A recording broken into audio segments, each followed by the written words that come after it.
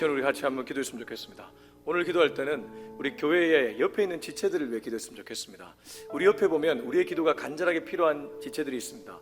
예를 들면 아픈 분들도 있고, 또 가족의 전도 때문에 정말 기도하는 분들이 있고, 그 외에도 자기의 건강 문제 때문에 기도하는 분들이 있습니다. 여러분이 떠오르는 그 한 명의 지체를 놓고 같이 기도하는 시간 되었으면 좋겠습니다. 저는 저희 교회 성도님들을 위해 기도하겠습니다. 여러분은 여러분이 가깝게 관계 맺는 사람들을 위해 기도해 주시면 좋겠습니다. 기도하시겠습니다. 하나님 아버지, 저희 교회 여러 성도님들이 계십니다. 하나님, 육체의 질병 때문에 힘들어하는 분들이 있습니다.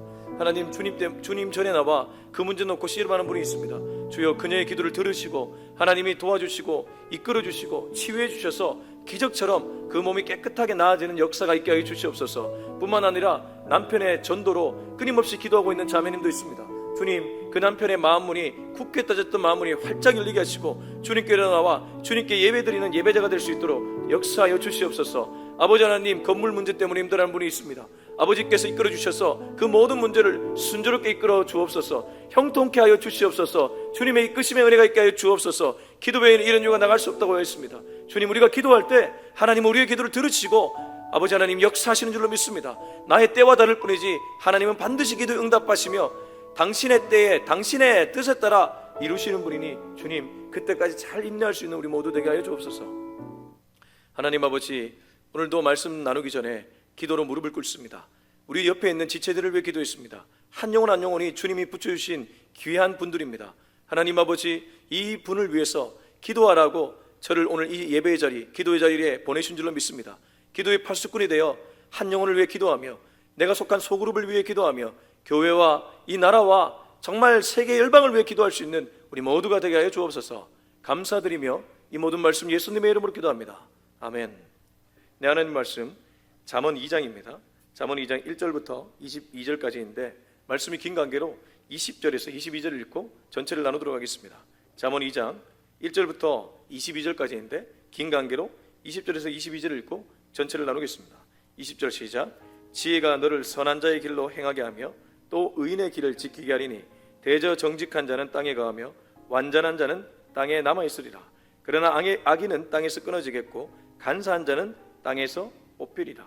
아멘. 여러분, 우리에게 소중한 것이 있으면 그 소중한 것을 지키려고 굉장히 애를 쓰게 됩니다. 예를 들어 금은보화, 주얼리 중에 정말 내가 아끼는 것이 있다면 아마 주얼리 함에 넣어서 함에 넣는 것도 모자라 아주 아끼는 딱 내가 알아볼 수 있는 그 자리에 고이고이 간직해 둘 것입니다. 하물며 보석도 그러할진데 하나님의 말씀과 하나님의 은혜는 오죽하겠습니까? 우리가 이 은혜를 가볍게 여길 때가 있는데 이것만큼 어리석은 일이 없습니다. 진짜 무겁게 여기고 진짜 간직해야 될 것이 무엇이겠습니까? 하나님의 말씀입니다. 오늘 1절부터 4절 보십시오. 어떻게 하나님의 말씀을 간직하는지 얘기해 주고 있습니다. 내 아들아, 여기 내 아들아는 솔로몬의 아들을 가리키기도 하지만 젊은이들을 가리키는 용어입니다.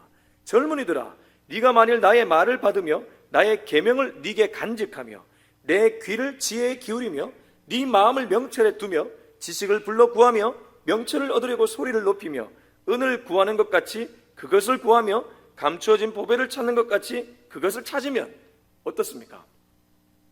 간직한다, 받는다, 기울인다, 둔다, 구한다, 소리를 높인다, 찾는다. 오죽 하나님의 말씀을 사모하면 이런 용어들이 나오겠습니까? 솔로몬은 자기 아들, 젊은이들이 이러한 영적 태도를 갖기를 원했습니다. 여자를 마음에 두지 말고, 이성을 마음에 두지 말고, 물론 살다 보면 그것도 필요한 일이지만 진짜 네 삶에 오랫동안 간직하고, 아니 영원히 마음에 둬야 될 것이 있다면 하나님의 말씀이다. 네가 만일 나의 말, 솔로몬의 말이기도 하겠지만 영적으로 보면 하나님의 말씀이죠. 하나님의 말씀을 받으며 하나님의 계명을 간직하며 하나님께 우리의 귀를 기울이며 하나님의 말씀을 마음에 두며 하나님의 말씀을 구하고 그 말씀을 얻으려고 소리 높여 기도하며 은을 구하는 것처럼, 보석을 구하는 것처럼 하나님을 구하고 하나님의 말씀을 구하면, 찾아내면, 그러면 어떠한 결과가 일어나겠습니까? 5절 보십시오. 여호와 경외하기를 깨달으며 하나님을 알게 된다. 여호와를 경외하는 것이 지혜의 근본이라고 했습니다. 그렇게 하는 자가 지혜로운 인생을 살게 된다는 것이죠. 다르게 말하면 그 인생의말로 가장 값진 인생, 가장 지혜롭고 명철한 인생이 된다는 것입니다. 얼마나 감사한 말씀인지 모르겠습니다. 여러분, 그래서 히브리어로 카보드, 제가 늘 강조하지만 카보드는 무겁다는 의미를 가지는데, 하나님께 영광 돌린다는 것은 이 카보드가 영광 돌린다는 의미를 갖고 있지 않습니까? 카보드, 영광 돌린다는 것은 무겁게 여긴다는 의미죠. 하나님을 무겁게 여기는 사람이 지혜로운 인생을 사는 사람입니다. 그리고 5절 끝에 보면 하나님을 알게 된다고 합니다.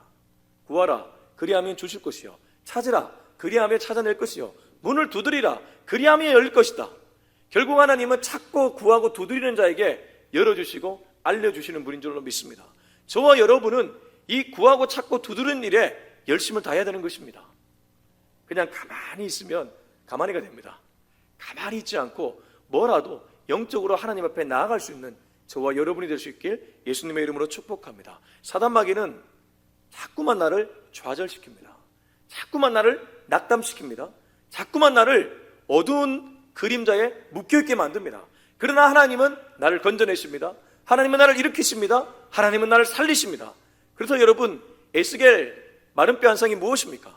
에스겔의 눈앞의 현실은 앙상한 마른뼈가 가득 있었던 것이지만 하나님의 말씀이 들려와서 그 하나님의 눈으로 대언을 하니까 이 뼈 저 뼈가 맞아 들어가고 살과 가족이 붙어서 나중에는 지극히 큰 군대로 바뀌어지는 역사, 그 역사를 에스겔이 보지 않았습니까? 지금도 그 역사는 일어날 줄로 믿습니다.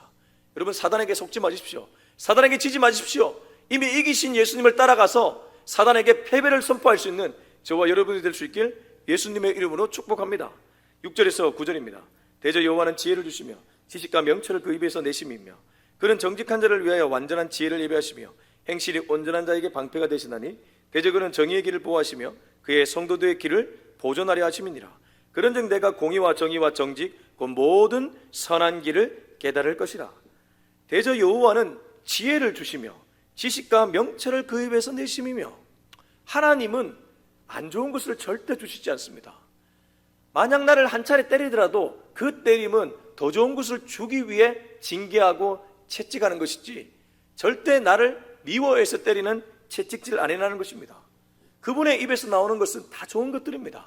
그러나 인간의 입에서 나오는 것들은 좋은 것처럼 보이지만 좋지 않은 것이 대부분입니다.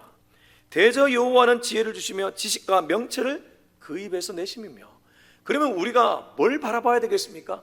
하나님의 입술, 다르게 말하면 하나님의 입술에서 나오는 그분의 말씀을 봐야 된다는 것입니다. 그래서 말씀을 먹는 자는 영이 살찌게 되어 있고 영이 살찌면 육도 풀려가는 그런 은혜가 있는 것입니다. 그는 정직한 자, 정직한 자가 누구겠습니까? 우리에게 온전한 정직이 있습니까? 제가 늘 강조하지만 인간은 정직해봐야 많이 가봐야 50%입니다. 100%의 정직은 어느 누구에도 없습니다. 결국엔 치우치게 되어 있기 때문입니다. 그래서 정직을 구한다는 것은 정직하신 하나님께 나아가는 것을 가리키죠. 정직한 자는 하나님께 나아가는 자, 하나님의 말씀을 듣는 자는 완전한 지혜를 예비하셨다. 지혜로운 인생으로 바꾸어 주신다. 행실이 온전한 자, 우리 행실이 온전합니까? 온전하신 그분께 나아가는 자를 행실이 온전한 자라고 얘기할 겁니다. 방패가 되어주신다. 하나님이 그 인생 보호해 주신다는 겁니다. 여러분, 하나님이 보호해 주는 인생이 진짜 보호받는 인생 아닙니까? 아무리 우리가 집을 지키려 해도 파수꾼의 경성함이 헛수고라.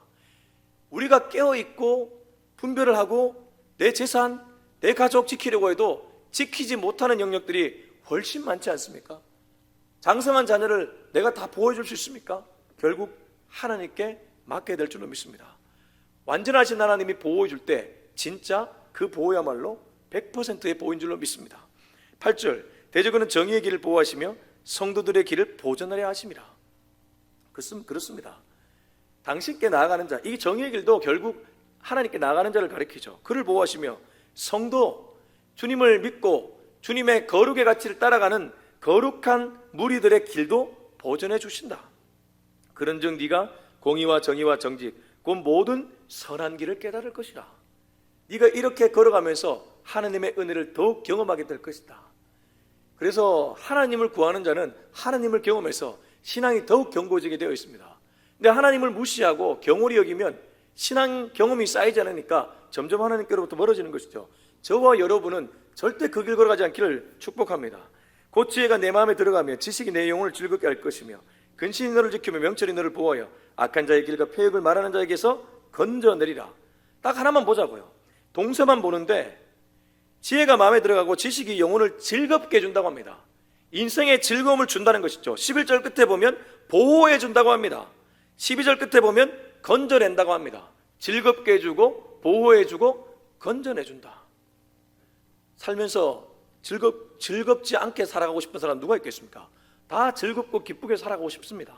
그러나 내 인생에 켜켜이 쌓인 현실의 무거운 장벽들, 육체의 질병, 자식의 문제, 또 배우자의 문제, 또 직장에서 선후배 동료와의 문제, 이런 문제 앞에서 우리가 기쁨을 누리지 못할 때가 얼마나 많이 있습니까?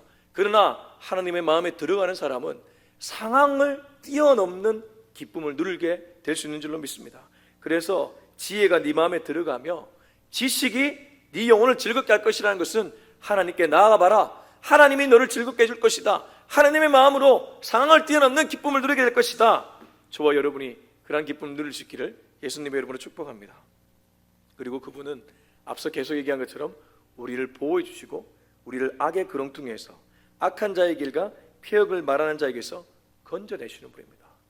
이 건져냄도 내 힘으로 불가능하잖아요. 여러분, 구원이 무엇입니까? 사망의 늪에 빠져가는 사람을 하나님이 건져내 주신 것입니다.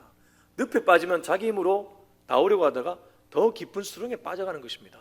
그러나 밖에서 누가 끌어당겨주면 갈 수 있죠. 다만 끌어당길 때 힘을 쓰면 힘듭니다.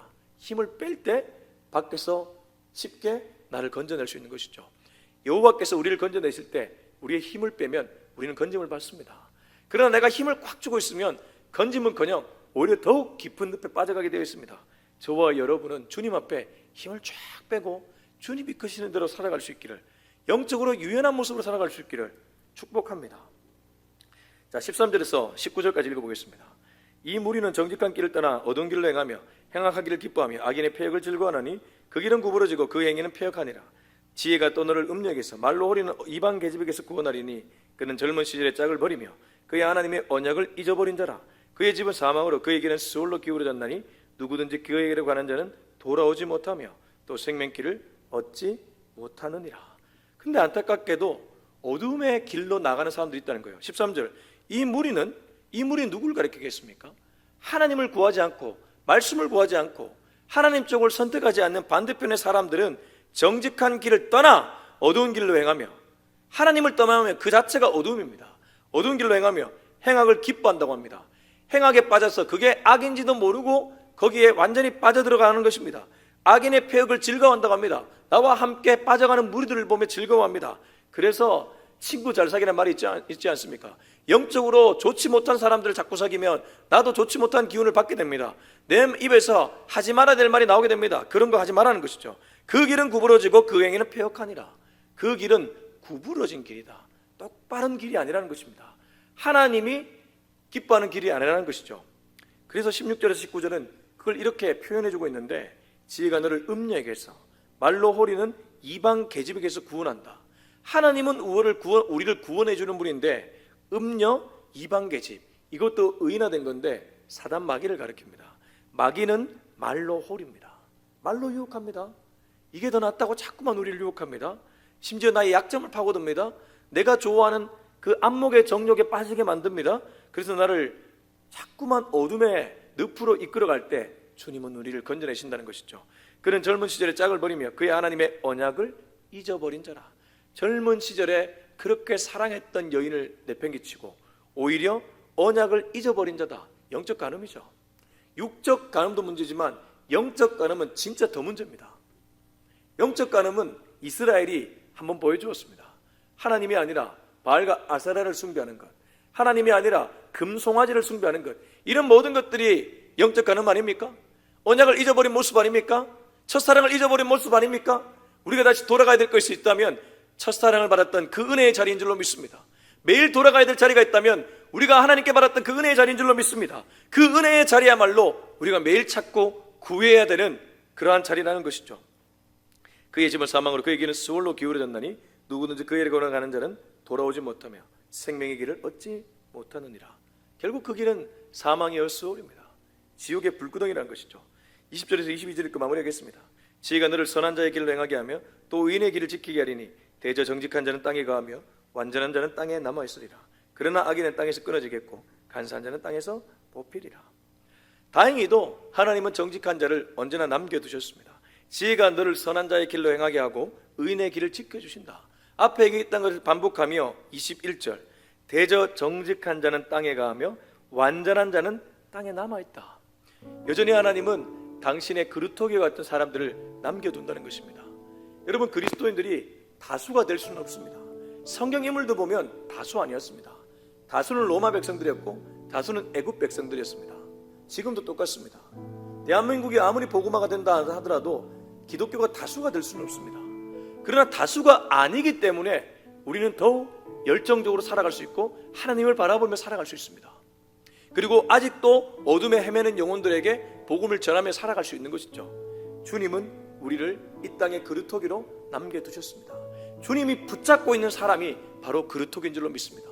주님이 붙잡고 있다면 주님이 손을 놓지 않는 이상 우리는 그분께 떨어져 나가지 않습니다. 내가 주님을 붙잡고 있으면 그건 언제든지 떨어져 나갈 수 있지만 주님이 나를 붙잡고 있으면 떨어져 나가지 않는 줄로 믿습니다. 저와 여러분이 착각하지 말아야 될 것은 내가 하나님을 붙잡는 것이 아니라 하나님이 나를 붙잡고 있다는 사실입니다. 여러분, 하나님은 위대하신 분입니다. 하나님은 전능하신 분입니다. 하나님은 마음 먹고 행하시면 못할 일이 없는 분이십니다. 오늘도 그 분께 붙잡혀서 완전히 붙잡힌 인생으로, 성령께 붙잡힌 인생으로 살아갈 수 있기를 예수님의 이름으로 축원합니다. 우리 기도하겠습니다. 이제 함께 기도할 때 주님, 오늘도 성령께 붙잡힌 인생답게 살아갈 수 있는 하루길이 되게 하여 주시옵소서. 우리 다 같이 통성으로 기도하겠습니다. 하나님 아버지 감사합니다. 오늘도 주님께 붙잡혀서 붙잡힌 인생처럼 살아갈 수 있기를 원합니다. 주님, 주님께 붙잡힌 인생인데 마치 사단마귀에 붙잡힌 인생처럼 살아간다면 그것만큼 어리석은 일이 어디 있겠습니까? 주님, 나는 주님께 붙잡힌 인생입니다.